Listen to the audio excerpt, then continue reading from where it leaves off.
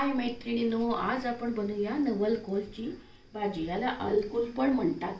यासाठी लागणारे ही भाजी आता या सीजन मध्ये असते, चांगल्या प्रमाणात येते। तर आज आपण बनवूया नवलकोलची भाजी। यासाठी लागणारे साहित्य आपण कांदा चिरून घेतलाय, हिरवी मिरची, लसूण आहे, कढीपत्ता आहे, हे नवलकोलचे बारीक काप करून घेतले।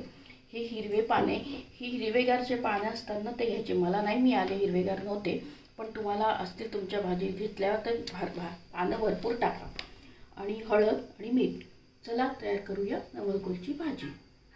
कांदा टाकूया तेलात, तो छान परतून घेऊया।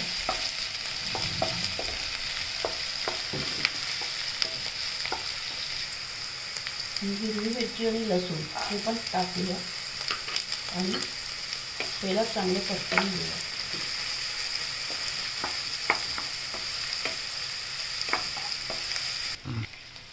तेलात आपण कांदा, हिरवी मिरची, लसूण आणि कढीपत्ता टाकून असं परतून घेतलं। आता हा चांगला परतला गेला कांदा। त्याच्यात आपण आता हळद टाकूया। हळद टाकल्यावर थोडं परतूया, व्यवस्थित परतून घ्यायचं। हिरवी मिरची, लसूण, कांदा आणि कढीपत्त्याला हळद टाकल्या।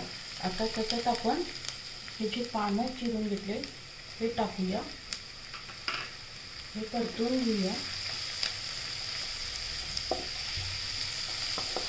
ही एकदम पौष्टिक भाजी आहे आणि या सीझनमध्ये ही भाजी भरपूर प्रमाणात येते। तर मुलांसाठी एकदम चांगली भाजी आहे। आता हे नवलकोल आपण चिरून घेतले ते टाकूया।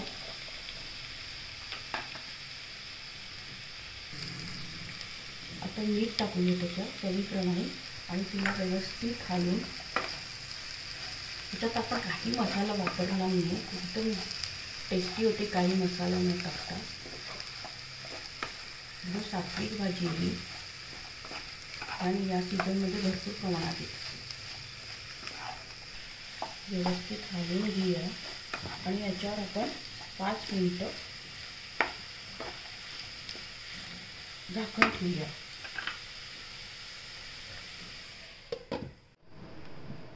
झाकण काढूया आणि एकदा परतला हलवून घेऊया व्यवस्थित। आणि आता आपण बाउलमध्ये काढूया। ही नवलकोलची भाजी रेडी आहे, एकदम चवदार आहे ही भाजी। तुम्ही करा आणि माझ्या चॅनलला लाईक आणि सबस्क्राईब करा।